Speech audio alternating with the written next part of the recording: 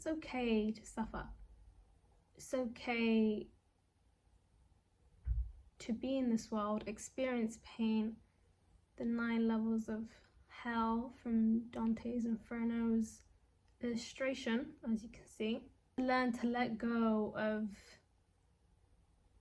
being okay, being this strong-minded individual, which you are, but it's also strong to admit your weaknesses as well as your shortfalls and your downfalls, because this enables you to realize that you're not of this world. You're in this world, but you're not of this world. To deny this world, which is the 3D dimension, the lower vibrations, this earth is very, very dense, and yeah, earth stinks. I think as any spiritual person, we do recognize that there is an element of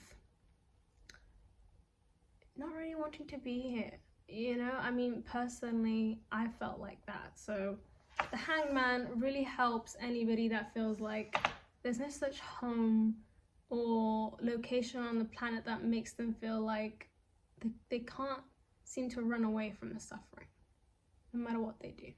If the self can observe the mental body, then it's not the mental body. If it can observe the physical body, then it's not the physical body. If it can observe the mental body, oh no, I already said that, the emotional body, okay, there's 3 things, emotional body, mental body, and physical body. If it can observe all those 3 things, then what exactly is the self? As from my previous videos, we have distinguished the self as, like I said, the observer, the one that sits back and observes what is happening on this planet. Your third eye, you could say. It's very much linked to the chakra system, but I will get to that later. In the Hangman, you see that he's hanging from a strip of string. I don't know what that is, but that shows us a connection to source and what keeps us connected from descending completely on this planet of the lower frequency, the higher density, all that is that string. So when we meditate, that string of consciousness that we do have still connected to the source is who we really are, basically. Once we lose that string, then we fall completely onto the 9 circles of hell, which include, you know, fraud, violence, anger, greed, gluttony, lust, and then of course the atheists world right at the top and the devil right at the bottom. The Hangman lets us know that it's okay to be at rock bottom. He's willingly hanging himself upside down. Bear in mind, this guy's not being hanged by his throat, it's his leg, and he's put himself up there. As you can see, he's got the Christ consciousness around his head, his crown chakra. That illustrates that by doing this, he's actually ascending. By descending, he's ascending. What do I mean by descending? As I've already mentioned, suffering is okay, as well as sacrifice. What does suffering really mean? Suffering, usually we suffer because we've got to sacrifice something for something else, right? Something nice for something a bit less joyful, you know? So for example, when you're breaking up with someone, you are sacrificing that pleasure that you get from that person and then you're going to suffer for a minute, but the reward is a more authentic relationship with yourself or others. But it starts with yourself, right? So the Hangman's ability to let things go, to let things just go around the earth like they will, without his efforts to make things right, without his efforts to make things okay. So when you're going through something, no, you don't have to be strong. You can admit you are weak in that moment to yourself. I'm not out here telling anybody to admit this to anybody else, but admitting it to yourself, the observer, the self, acknowledges that you are admitting this. And your body acknowledges this, your emotional state acknowledges this, so does your mental state. this gives off a lot of release of energy that is basically going in resistance to your authentic self, your authentic source connection. So the Hangman also lets us know that the 3D world is real. Like, you are going to go through pain. It's okay to admit this pain to yourself. You don't need to constantly be okay. With sacrifice, there's 3 things that you need to consider when sacrifice. Sacrifice leads to suffering, right? Of course, not always. It's just the initial blockage in the road that makes your chakra systems flow a lot better. You suffer and then you let it go, right? You don't let the suffering go, but you're okay and you accept the suffering. Hence why the chakra system starts to flow a lot better, because just you acknowledging your suffering is enough. You acknowledging a lot of things is enough. That's what consciousness is all about. That's what awareness is all about. You could be a terrorist, a murderer, right? But the fact that you acknowledge that and you do see the reality, the truth that your soul craves love, but whatever, you know, go through that whole transition, through the whole David Hawkins level of frequency, you get to the top. Yeah, this person might be terrible still, and he's killed a lot of people, or she, but the fact that they've acknowledged it is still very good. Still gets them to a better point than the 9 circles of hell. Awareness and consciousness is something that really is important, because it shows connection to the source. But yeah, like I was saying, with sacrifice, there's many sorts of sacrifices that we do need to acknowledge when it comes to the Hangman. The Hangman does specifically talk about, like I said, the mental body, the emotional body, and the physical body. As I've mentioned multiple times in this channel, sexual transmutation is the body's desires, right? So it's the lust. If we go back to the 9 circles of hell, we've got lust, gluttony, violence, I guess, could be a part of that. So the body's needs and desires, all these things that instead of letting us use the energy, the vital life source energy, and bringing it upwards for ascension, it's these body desires are using this energy for the lower chakras, and it's only going down and out. So when you eat, you're using a lot of this energy for, you know, digestion, as well as sexual intercourse and any of that kind of stuff that is going out if you're not sexually transmuting it. If you guys want to know what sexual transmutation is, it's on my channel somewhere. But I love talking about it, so I'll make another video of it as well. That's the body one, right? And then you have your mental desires, and this is just constant overthinking, constant worry, anxiety. What do I have here? Spotlight effect, for example. This is where your mental state thinks that everybody's looking at it, right? But this is just a psychological phenomenon, and it's not real. Everybody does somewhat think this way originally, especially, you know, once we've had a bit of traumatic events in our lives. When we're kids, we don't think about these things, but as we grow up, we do think, oh, everybody's looking at me, I've got social anxiety, blah blah blah blah. But the whole point is this rumination of these mental states that don't serve the higher purpose, that don't serve the higher self, the love that you should be giving to yourself and letting yourself express your authentic self, etc, etc. I think you guys probably know what I mean, but with the mental desires, you know, the things that keep us down, keep us kind of locked up in a cage in our minds. That is what I'm on about. That also is included in the Hangman's suffering and sacrifice ideology, right?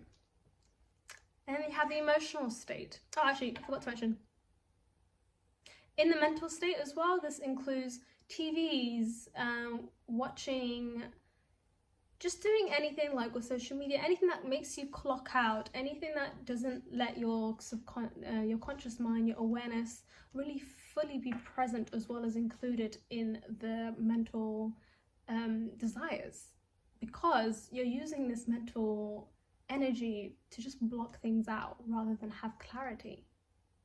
This is, you know, doing multiple things at a time to make sure that none of your mental desires, no, none of your mental capacities are being used for things that actually serve your higher self as well as your authentic self. So anything that distracts the mental state, and we're living in a time where this is absolutely normal and it's worrying, you know.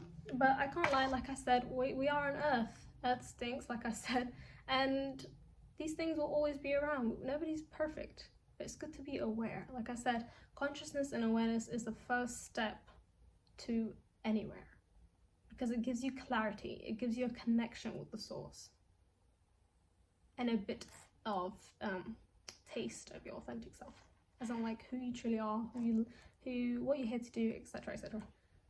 And then we move on to the emotional desires as well, and this is rumination. It's putting yourself in situations of emotional abuse. It's constantly people pleasing for your own, to receive love from others that you should be giving to yourself. It's so many ways people emotionally abuse their heart in a way.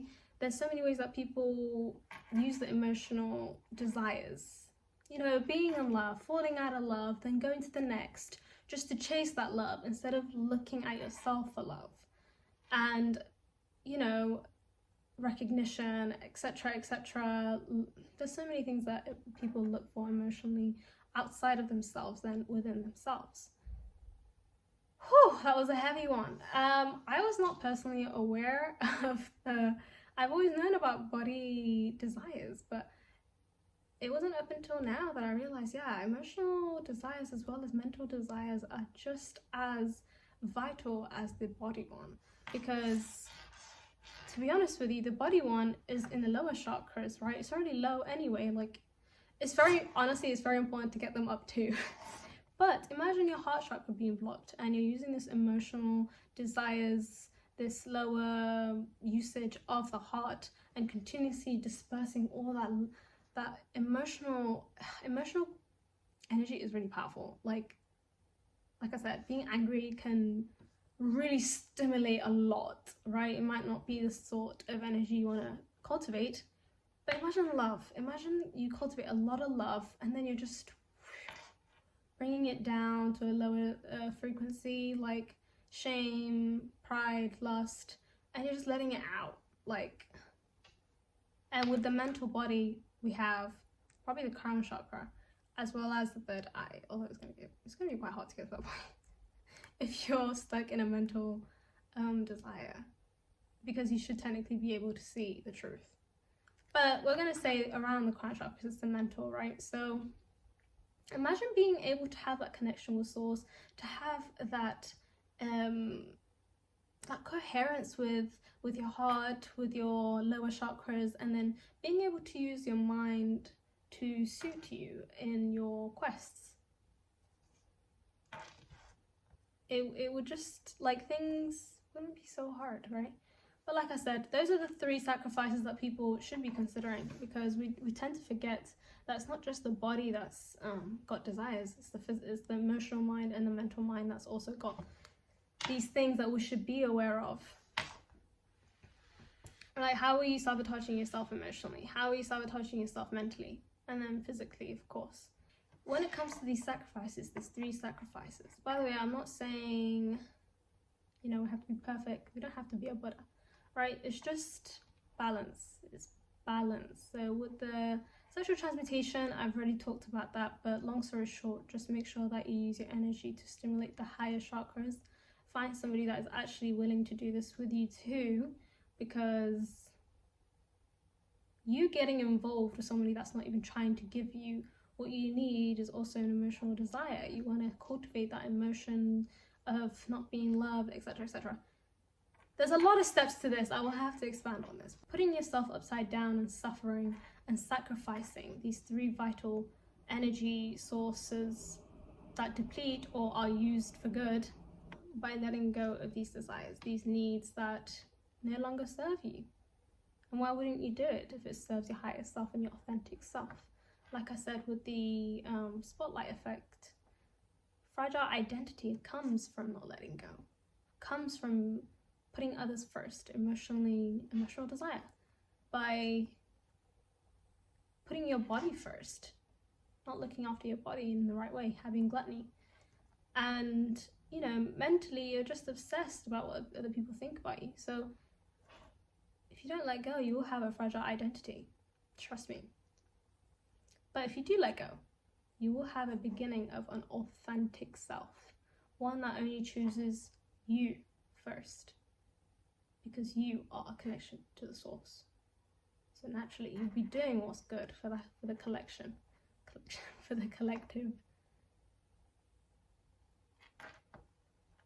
If anybody does want to get the book Letting Go, it's not written by me, I wish it was. It's David Hawking. I love his style of writing, and honestly, like I said, it's just a really good book. That's the first book I ever read.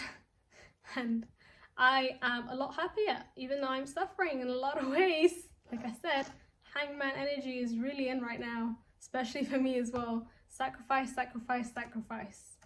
You can't force the 3D world to align, you know? It's rather that you let every rock just flow and you let go. As long as you listen to your heart, you should be able to let go as well. All right, a brief planetary exploration. The hangman is ruled by Neptune. This is Pisces energy. So what does this mean? I love my Pisces. I'm a Virgo. I do struggle with the Pisces energy a lot. But with the hangman being kind of ruled by Neptune / Pisces energy, it is all about illusions. So what does this actually mean for this topic? Suffering doesn't have to be suffering. Sacrificing things doesn't have to be sacrificing things. It's an illusion. It's how you look at things. When you consider sacrificing your gluttony, are you really sacrificing that, or are you doing what's best for your higher self, which is, you know, yourself being able to carry itself in this body and fulfill the purpose that it has? So it's all about Neptune and Pisces helping the hangman, to be honest. It's about changing perspectives. It's changing the way we see illusions, and we don't have to see suffering the way we see suffering. If anything, we should see it as an opportunity to learn. And when it comes to meditation, a lot of us won't like meditation because it forces us to sit with the self. And sometimes when I first started meditation, there was a big block on my crown chakra, and oh my god, I didn't know what the hell meditation was. I was just sat there. I'd fall asleep a lot of the time. But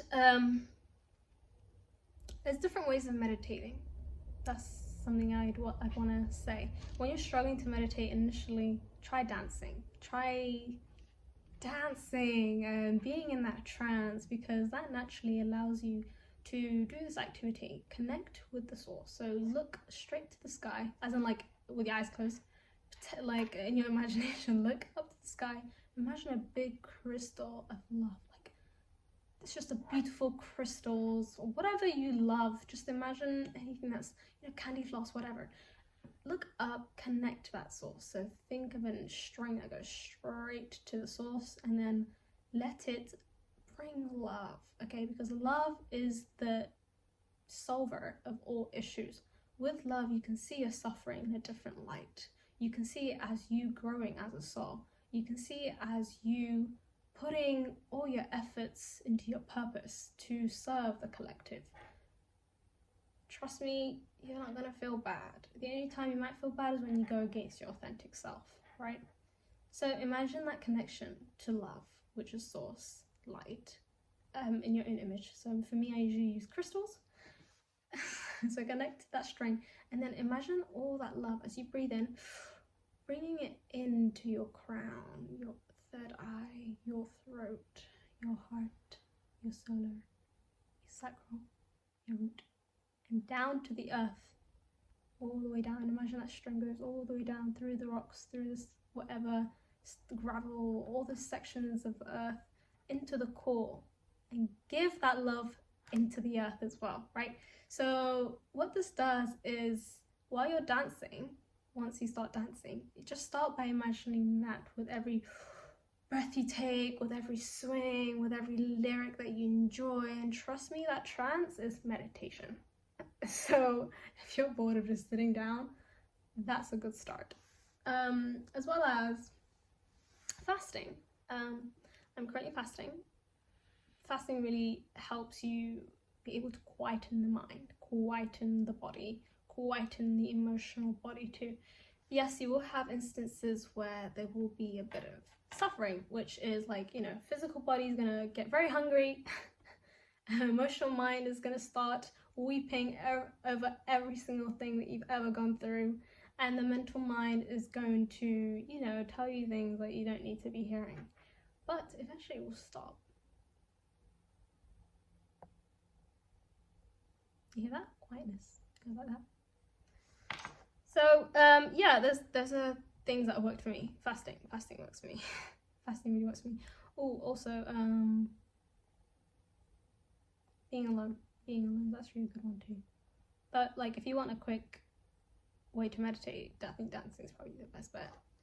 But yeah, I think that's everything. I don't want to make this video too long, but all I wanted to also mention is love really does solve a lot of your problems. So when it comes to the hangman, when you're going through suffering, when you're going through sacrifice, when you're holding on for dear life just so you can serve your purpose, serve your authentic self, crystal connection down to the earth, use that love to keep you going, to give you a pat on the back. Use that dance trance meditation to energetically bring up love, and use that for your benefit, because as long as you've got you, the universe has also got you. Okay, so yeah, that's honestly, the hangman is an energy I am definitely going through, hence why I thought it was probably something other people are going through too, you know. We're in September, even though Sept is 7, I do still count it as number 9, and it's the ending of things as things start. So a lot of us are probably going through change and new beginnings, etc, etc. So let it go. It's okay to suffer. Learn from your suffering. Sacrifice the mental, the emotional, and the physical desires of the 9 circles of hell from Dante Inferno. He's a really cool dude. Very cool dude. But yeah, guys, it was nice tuning in. I will catch you next week.